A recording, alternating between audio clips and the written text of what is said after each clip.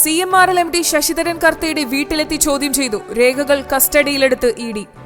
മാസപ്പടി കേസിൽ CMRL MD Sasidharan കർത്തയെ വീട്ടിലെത്തി ED ചോദ്യം ചെയ്തു. ആലുവയിലെ വീട്ടിൽ നേരിട്ടെത്തിയാണ് ED ഉദ്യോഗസ്ഥർ ചോദ്യം ചെയ്തത്. 45 മിനിറ്റോളം ചോദ്യം ചെയ്യൽ നീണ്ടുനിന്നു. വീട്ടിൽ നിന്ന് ചില രേഖകൾ ED കസ്റ്റഡിയിലെടുത്തു.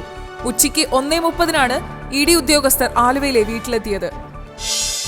പാർട്ടി പറഞ്ഞാൽ അമേഠിയിലും മത്സരിക്കുമെന്ന് രാഹുൽ ഗാന്ധി. ഉത്തർപ്രദേശിലെ അമേഠിയിൽ മത്സരിച്ചേക്കുമെന്ന് സൂചന നൽകി രാഹുൽ ഗാന്ധി. ഗാസിയാബാദിൽ നടത്തിയ വാർത്താ സമ്മേളനത്തിലാണ് പാർട്ടി തീരുമാനിച്ചാൽ മത്സരിക്കുമെന്ന് രാഹുൽ ഗാന്ധി അറിയിച്ചത്. തോൽവി ഭയന്ന് ഗാന്ധി കുടുംബം അമേഠി, റായ്ബറേലി മണ്ഡലങ്ങളിൽ നിന്നും ഒളിച്ചോടുകയാണെന്ന ആക്ഷേപം ശക്തമായതോടെയാണ് രാഹുൽ ഗാന്ധിയുടെ പ്രതികരണം. തെരഞ്ഞെടുപ്പ് ദിനത്തിൽ തീർത്ഥാടനം മാറ്റിവെച്ച് വോട്ടെടുപ്പിൽ പങ്കാളികളാകണമെന്ന് ഗോവ ബിഷപ്പ്. തെരഞ്ഞെടുപ്പ് ദിനത്തിൽ തീർത്ഥാടനം മാറ്റിവെച്ച് വോട്ടെടുപ്പിൽ പങ്കാളികളാകണമെന്ന് ആഹ്വാനം ചെയ്ത് ഗോവ ആർച്ച് ബിഷപ്പ് കർദിനാൾ ഫിലിപ്പെ നേരി ഫെറാവോ. ജനാധിപത്യ മതേതര മൂല്യങ്ങൾ ഉയർത്തിപ്പിടിക്കുന്ന സ്ഥാനാർത്ഥിയെ പിന്തുണയ്ക്കണമെന്നും വോട്ടെടുപ്പിന്റെ തലേന്ന് ഗോവയിൽ നിന്നുള്ള തീർത്ഥാടനം മാറ്റിവെക്കണമെന്നുമാണ് ബിഷപ്പിന്റെ ആഹ്വാനം.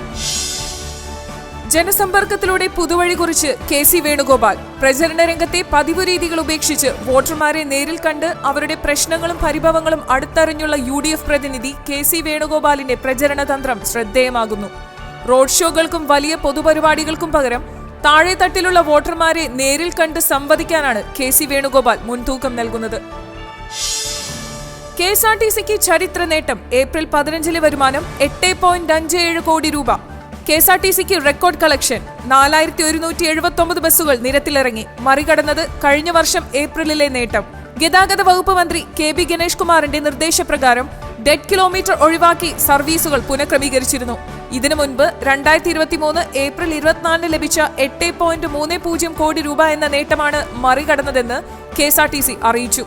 KSRTC ഔദ്യോഗിക ഫേസ്ബുക്ക് പേജിലും വിവരങ്ങൾ പങ്കുവച്ചു.